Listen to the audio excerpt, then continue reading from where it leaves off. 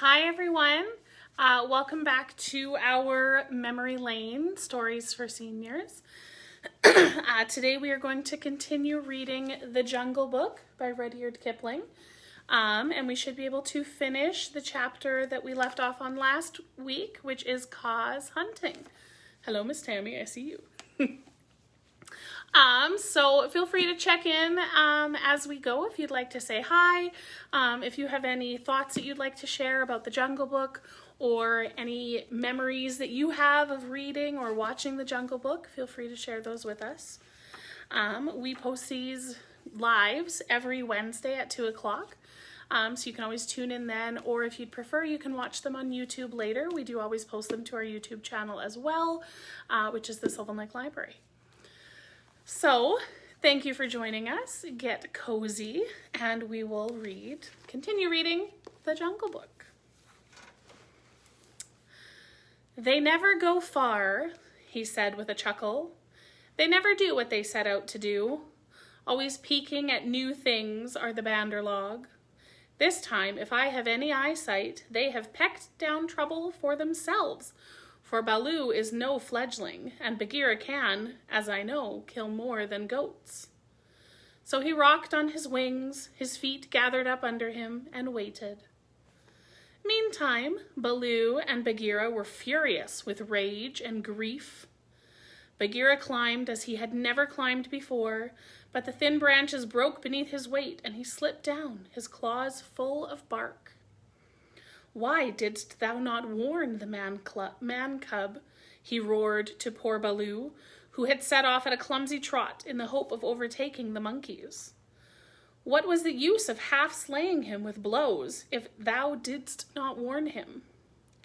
Haste, oh haste, we may catch them yet, Baloo panted.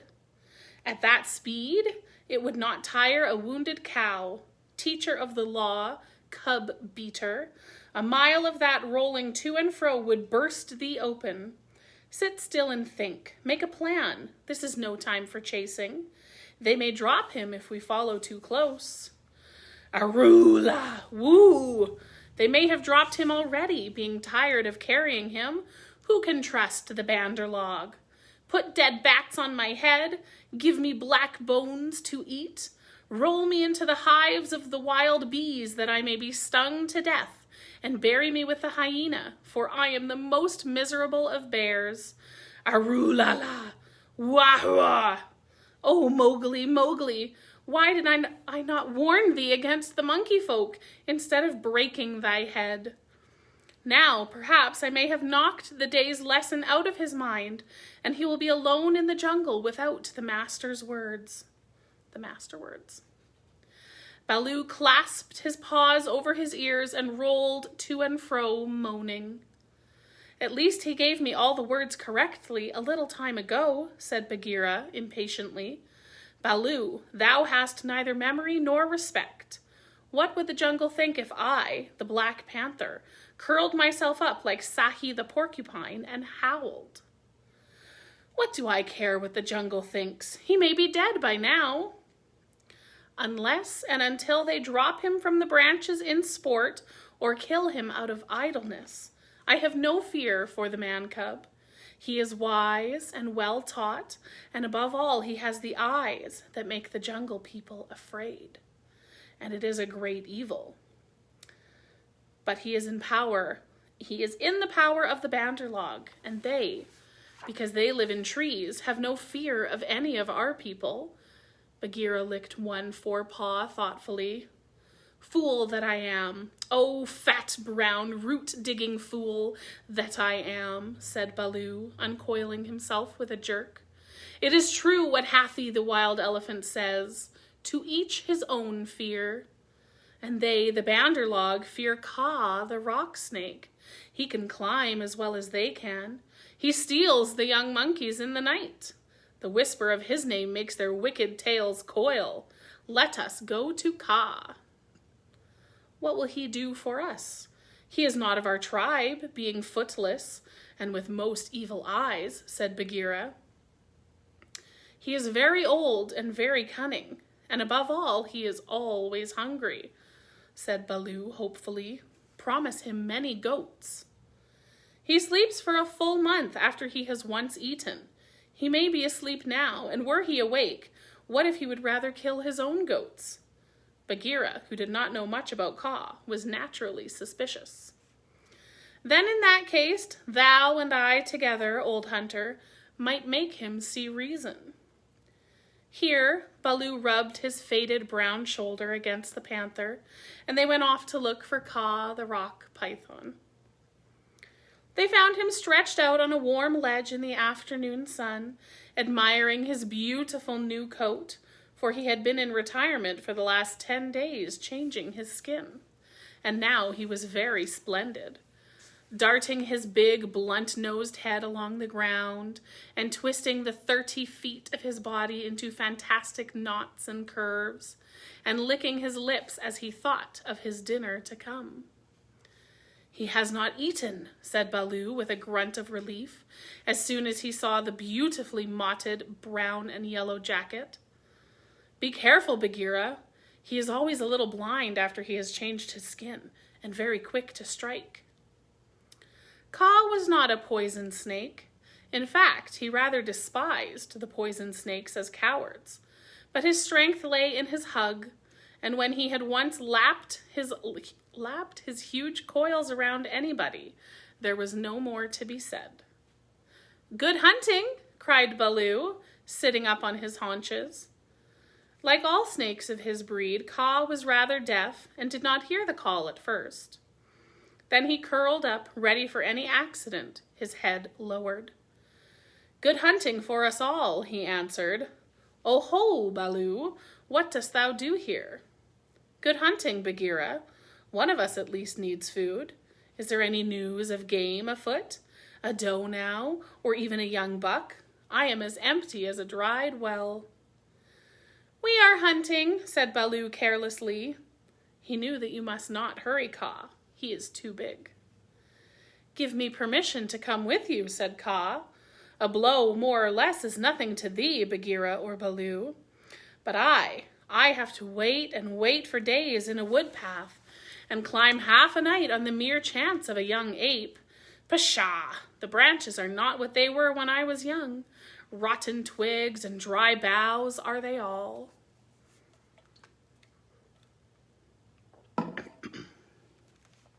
"Maybe thy great weight has something to do with the matter," said Baloo. "I am a fair length, said Kaa with a little pride. "But for all that, it is the fault of this new-grown timber. I came very near to falling on my last hunt, very near indeed. And the noise of my slipping, for my tail was not tight wrapped round the tree, waked the Bandarlog, and they called me most evil names." "Footless yellow earthworm," said Bagheera under his whiskers, as though he were trying to remember something. "Tss! Have they ever called me that?" said Kaa. "Something of that kind it was that they shouted to us last moon, but we never noticed them. They will say anything, even that thou hast lost all thy teeth, and wilt not face anything bigger than a kid, because they are indeed shameless, those Bandarlog. Because thou art afraid of the he-goat's horns," Bagheera went on sweetly. Now a snake, especially a wary old python like Kaa, very seldom shows that he is angry. But Baloo and Bagheera could see the big swallowing muscles on either side of Kaa's throat ripple and bulge.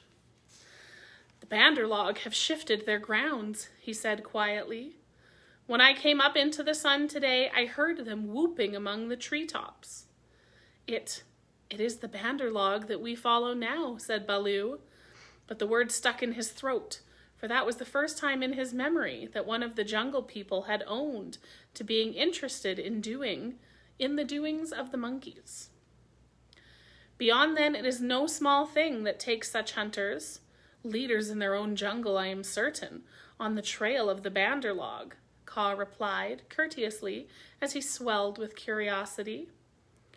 "Indeed," Baloo began, "I am no more than the old and sometimes very foolish teacher of the law to the Seine wolf cubs, and Bagheera here is Bagheera, said the Black Panther, and his jaws shut with a snap, for he did not believe in being humble. The trouble is this, Kaa. Those nut stealers and pickers of palm leaves have stolen away our man-cub, of whom thou hast perhaps heard. I heard some news from Sahi, his quills make him presumptuous, of a man-thing that was entered into a wolf pack, but I did not believe.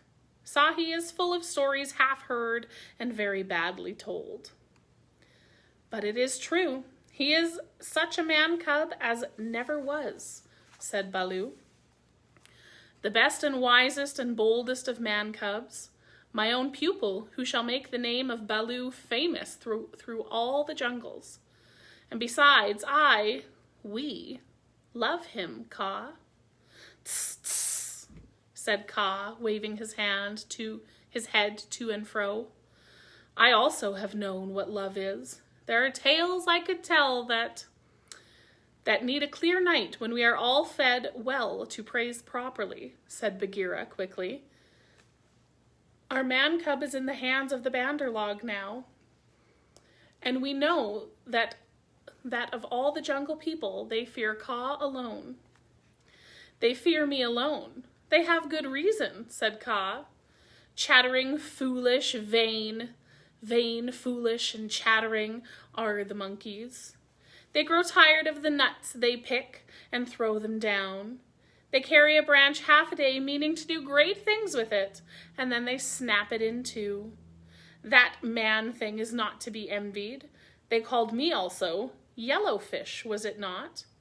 Worm, earthworm, said Bagheera, as well as other things which I cannot now say for shame. We must remind them to speak well of their master. Asp! We must help their wandering memories. Now, whither went they with the cub?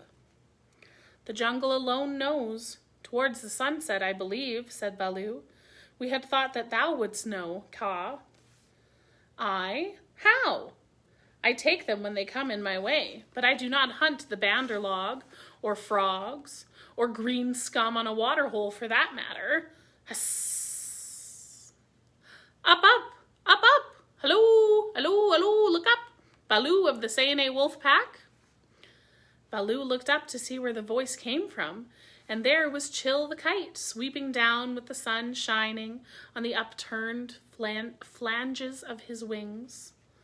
It was near Chil's bedtime, but he had ranged all over the jungle looking for the bear and missed him in the thick foliage. What is it? Said Baloo. I have seen Mowgli among the Bandarlog. He bade me tell you. I watched. The Bandarlog have taken him beyond the river to the monkey city, to the cold lairs. They may stay there for a night, or 10 nights, or an hour. I have told the bats to watch through the dark time.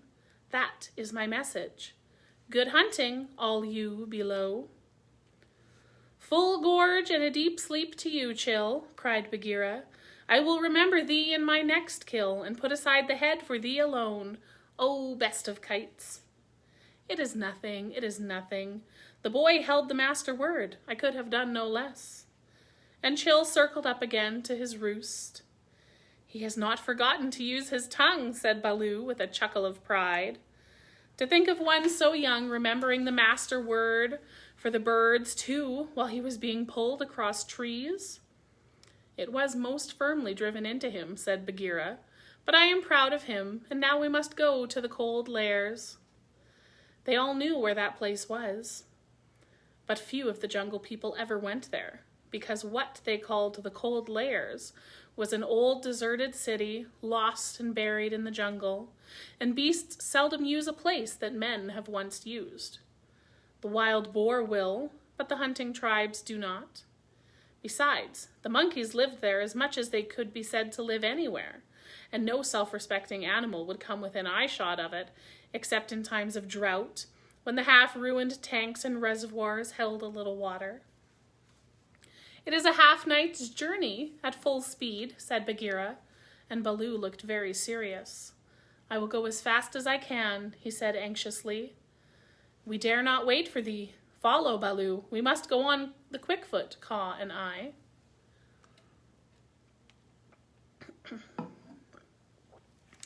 Feet or no feet, I can keep abreast of all thy four, said Kaa shortly.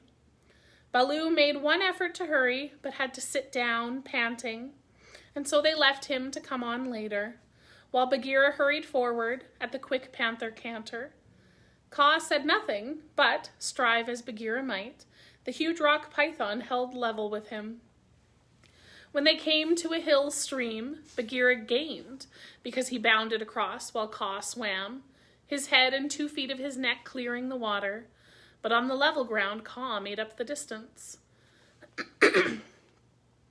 By the broken lock that freed me, said Bagheera, when the twilight had fallen, thou art no slow goer. I am hungry, said Kaa. Besides, they called me Speckled Frog. Worm, earthworm, and yellow to boot. All one, let us go on. And Kaa seemed to pour himself along the ground, finding the shortest road with his steady eyes and keeping on it. In the cold lairs, the monkey people were not thinking of Mowgli's friends at all. They had brought the boy to the lost city and were very pleased with themselves for the time. Mowgli had never seen an Indian city before, and though this was almost a heap of ruins, it seemed very wonderful and splendid. Some king had built it long ago on a little hill. You could still trace the stone causeways that led up to the ruined gates, where the last splinters of wood hung to the worn, rusted hinges. Trees had grown into and out of the walls, the battlements were tumbled down and decayed, and wild creepers hung out the windows of the towers, on walls in bushy, hanging clumps.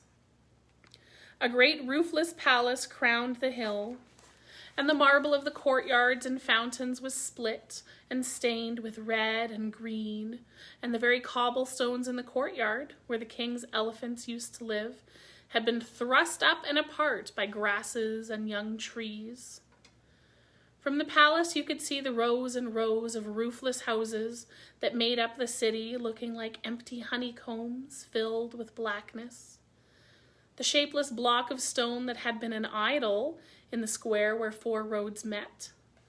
The pits and dimples at street corners where the public wells once stood, and the shattered domes of temples with wild figs sprouting on their sides. The monkeys called the place their city and pretended to despise the jungle people because they lived in the forest. And yet they never knew what the buildings were made for, nor how to use them. They would sit in circles on the hall of the king's council chamber and scratch for fleas and pretend to be men. Or they would run in and out of the roofless houses and collect pieces of plaster and old bricks in a corner, and forget where they had hidden them, and fight and cry in scuffling crowds, and then break off to play up and down the terraces of the king's garden, where they would shake the rose trees and the oranges in sport to see the fruit and flowers fall. They explored all of the passages and dark tunnels in the palace, and the hundreds of little dark rooms, but they never remembered what they had seen and what they had not, and so drifted about in ones and twos or crowds, telling each other that they were doing as men did. They drank at the tanks and made the water all muddy, and then they fought over it, and then they would all rush together in mobs and shout, "There is no one in the jungle so wise and good and clever and strong and gentle as the Bandar Log." Then all would begin again until they grew tired of the city and went back to the treetops, hoping the jungle people would notice them.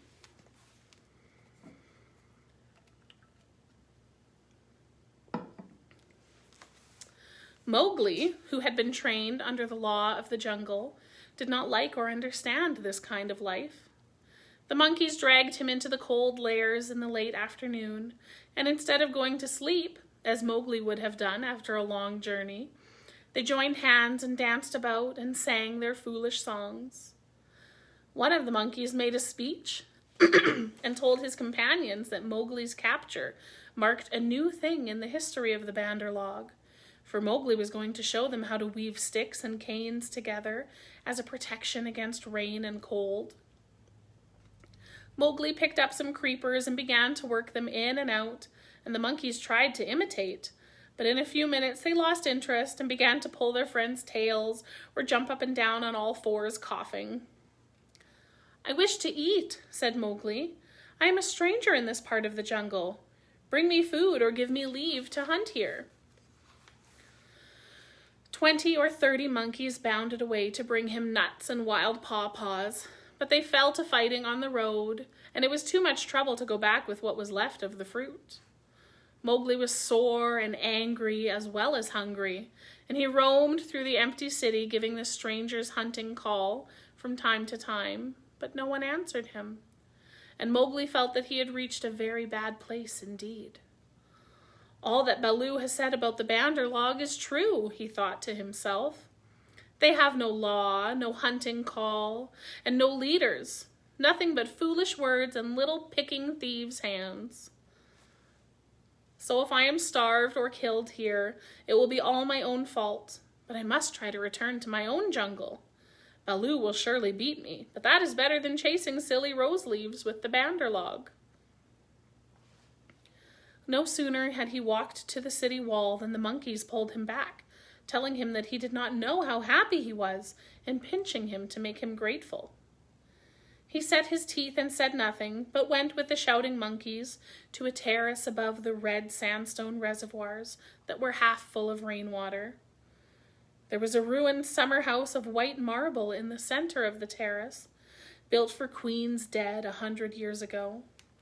The domed roof had half fallen in and blocked up the underground passage from the palace by which the queens used to enter, but the walls were made of screens of marble tracery, beautiful milk-white fretwork set with agates and cornelians and jasper and lapis lazuli, and as the moon came up behind the hill it shone brightly through the open work, casting shadows on the ground like black velvet embroidery.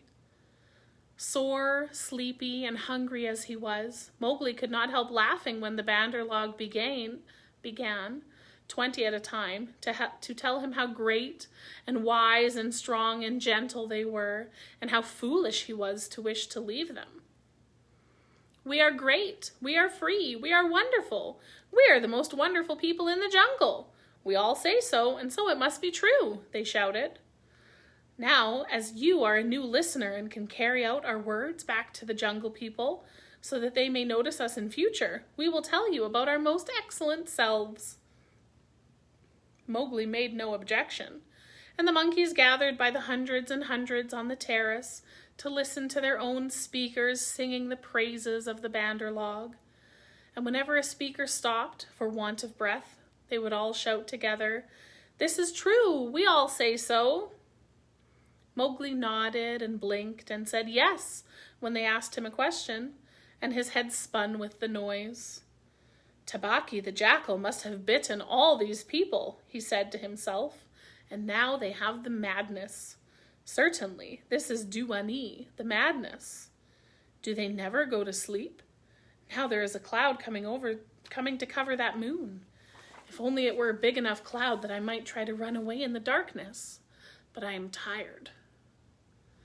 That same cloud was being watched by two good friends in the ruined ditch below the city wall, for Bagheera and Kaa, knowing well how dangerous the monkey people were in large numbers, did not wish to run any risks. The monkeys never fight unless they are 100 to 1, and few in the jungle care for those odds. "We will go to the west wall," Kaa whispered, "and come down swiftly with the slope of the ground in my favor. They will not throw themselves upon my back in their hundreds, but—" "I know it," said Bagheera. "Would that Baloo were here, but we must do what we can. When that cloud covers the moon, I shall go to the terrace. They hold some sort of council there over the boy." "Good hunting," said Kaa grimly, and glided away to the west wall. That happened to be the least ruined of any, and the big snake was delayed a while before he could find a way up to the stones. The cloud hit the moon, and as Mowgli wondered what would come next, he heard Bagheera's light feet on the terrace. The Black Panther had raced up the slope almost without a sound, and was striking. He knew better than to waste time in biting, right and left among the monkeys, who who were seated round Mowgli in circles 50 and 60 deep. There was a howl of fright and rage, and then as Bagheera tripped on the rolling, kicking bodies beneath him, a monkey shouted, "There is only one here! Kill him! Kill!" A scuffling mass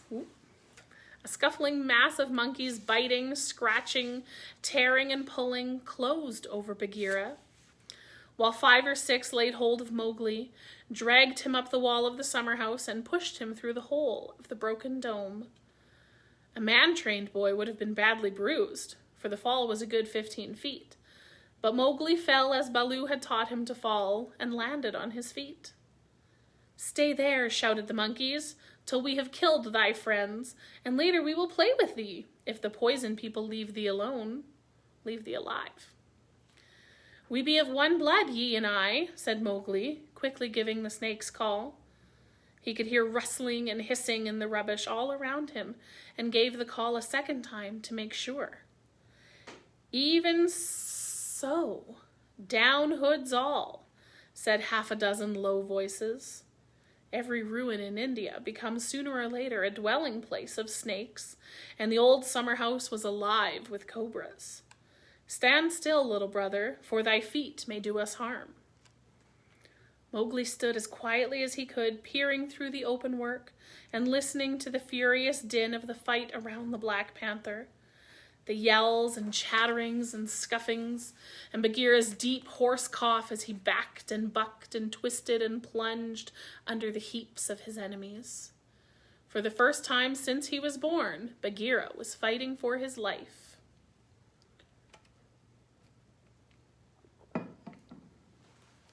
Baloo must be at hand. Bagheera would not have come alone, Mowgli thought, and then he called aloud, "To the tank, Bagheera! Roll to the water tanks! Roll and plunge! Get to the water!"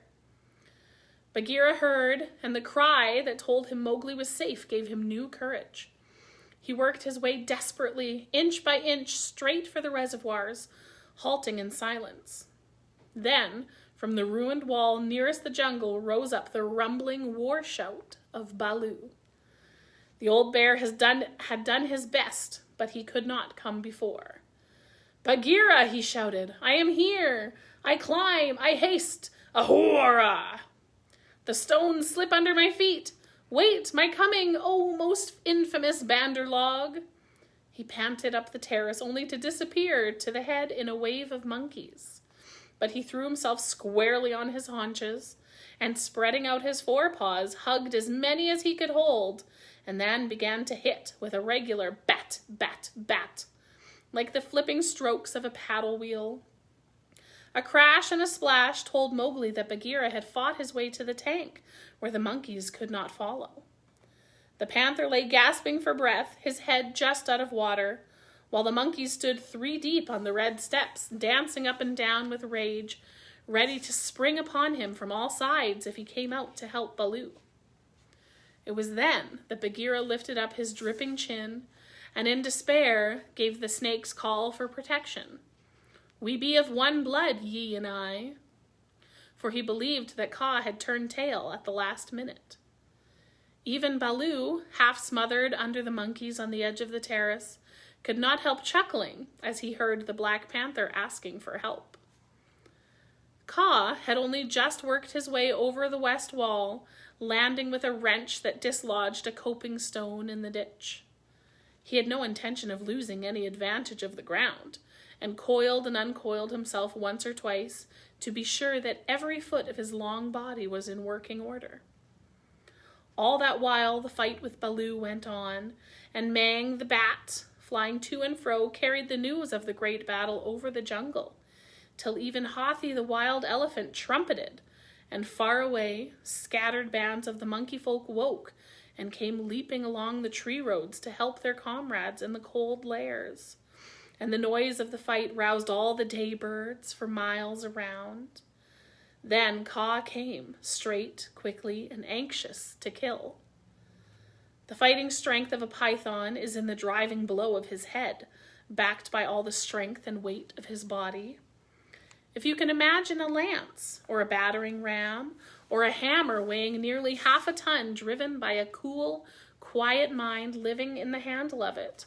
You can roughly imagine what Kaa was like when he fought. A python 4 or 5 feet long can knock a man down if he hits him fairly in the chest, and Kaa was 30 feet long, as you know. His first stroke was delivered to the heart of the crowd round Baloo, was sent home with shut mouth in silence, and there was no need of a second. The monkeys scattered with cries of, "Kaa! It's Kaa! Run! Run!" Generations of monkeys had been scared into good behavior by the stories their elders told them of Kaa, the night thief, who could slip along the branches as quietly as moss grows and steal away the strongest monkey that ever lived. Of old Kaa, who could make himself look so like a dead branch or a rotten stump that the wisest were deceived till the branch caught them. Kaa was everything that the monkeys feared in the jungle, for none of them knew the limits of his power. None of them could look him in the face, and none had ever come alive out of his hug. And so they ran, stammering with terror, to the walls and the roofs of the houses, and Baloo drew a deep breath of relief.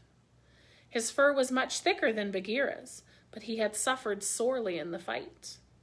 Then Kaa opened his mouth for the first time and spoke in one long, hissing word.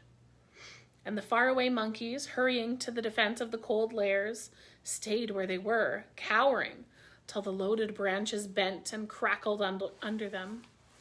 The monkeys on the walls and the empty houses stopped their cries, and in the stillness that fell upon the city, Mowgli heard Bagheera shaking his wet sides as he came up from the tank. Then the clamor broke out again. The monkeys leaped higher up the walls. They clung round the necks of the big stone idols and shrieked as they skipped along the battlements, while Mowgli, dancing in the summer house, put his eye to the screenwork and hooted owl fashion between his front teeth to show his derision and contempt.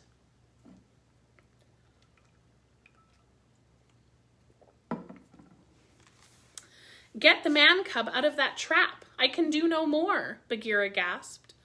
"Let us take the man-cub and go. They may attack again."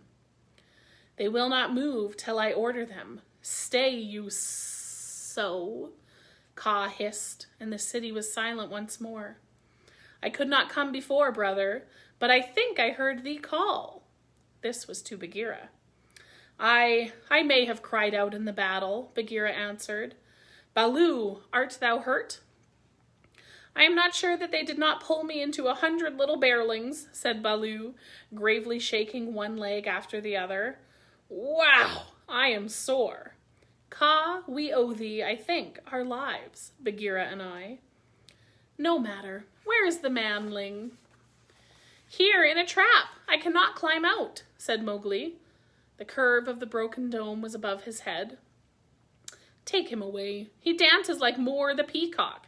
He will crush our young," said the cobras inside. "Ha," said Kaa with a chuckle. "He has friends everywhere, this manling.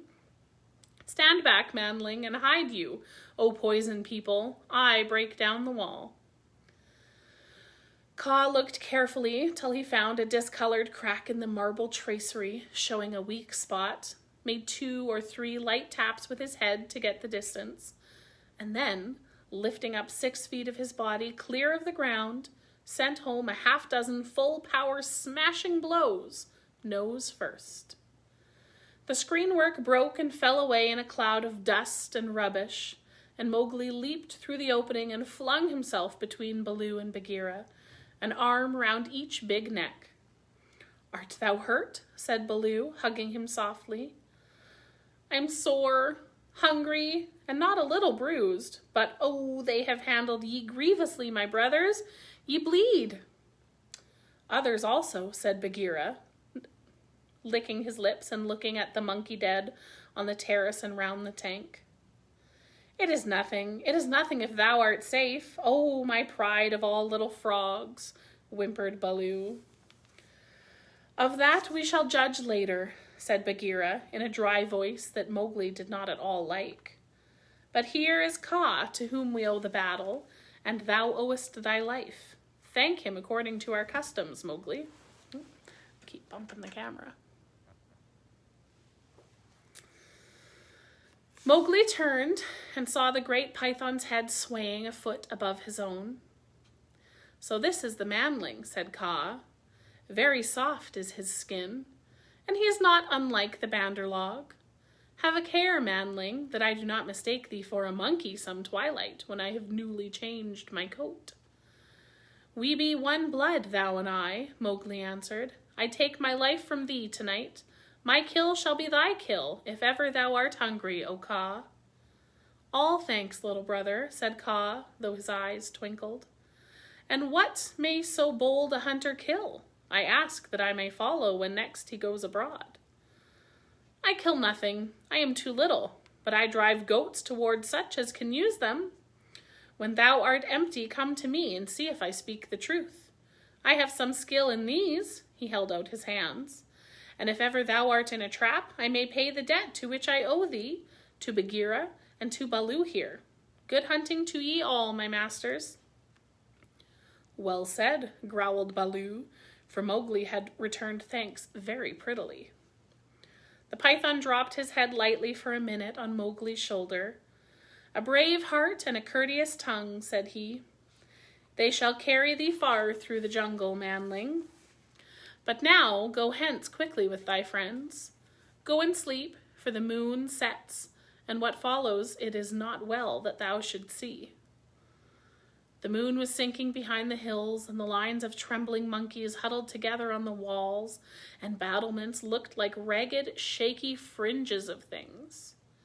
Baloo went down to the tank for a drink, and Bagheera began to put his fur in order as Kaa glided out into the center of the terrace and brought his jaws together with a ringing snap that drew all the monkeys' eyes upon him.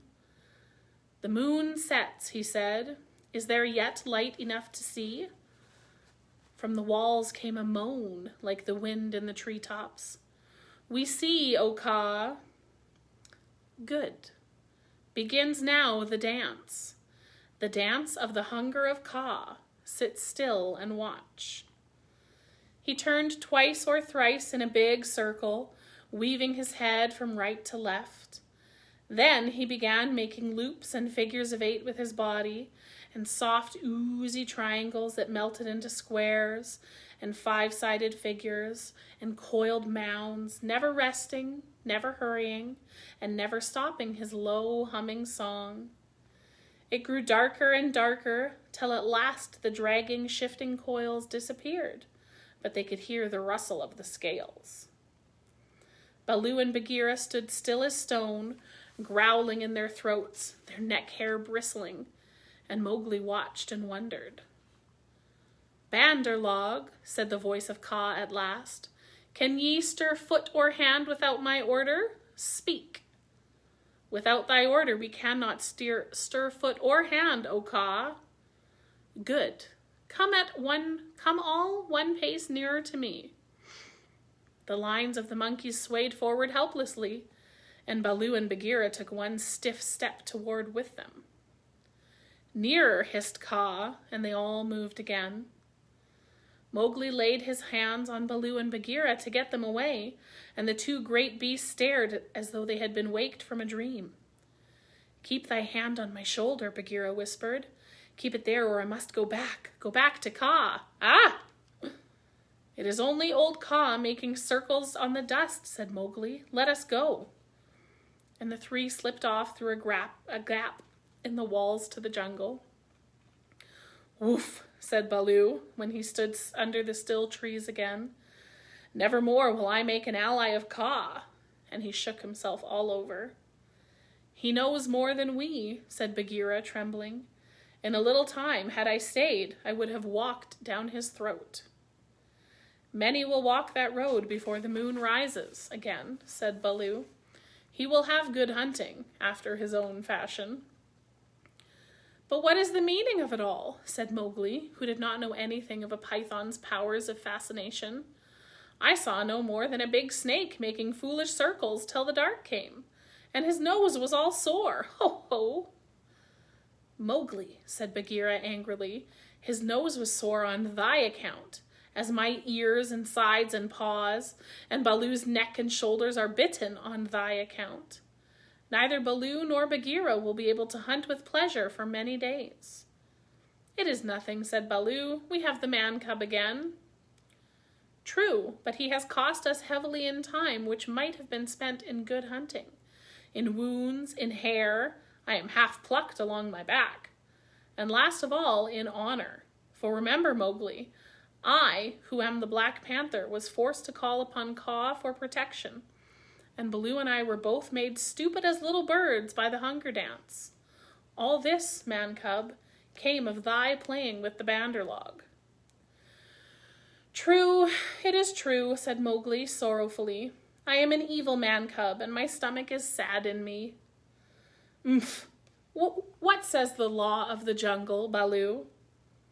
Baloo did not wish to bring Mowgli into any more trouble, but he could not tamper with the law, so he mumbled. "Sorrow never stays punishment. But remember, Bagheera, he is very little." "I will remember, but he has done mischief, and blows must be dealt now. Mowgli, hast thou anything to say?"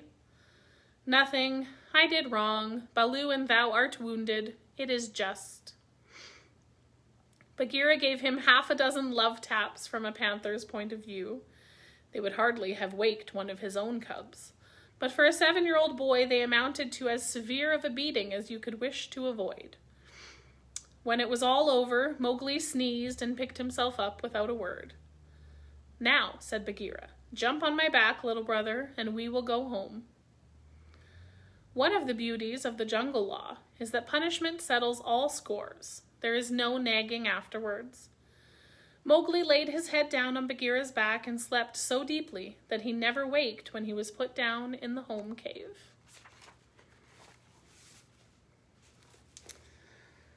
All right.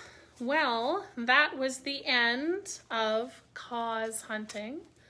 So we will pick up next week with Road Song of the Bandar log and How Fear Came. So thank you for listening to our story today. Once again, we will post this onto our YouTube channel after, so you can always look there for past videos. You can also check out our other live videos on our Facebook if you'd like to go back and listen to what came before. We will see you guys again next week. I hope you have a great weekend. I hope everybody stays safe and warm and healthy, and we will see you again next time. Thanks. Bye.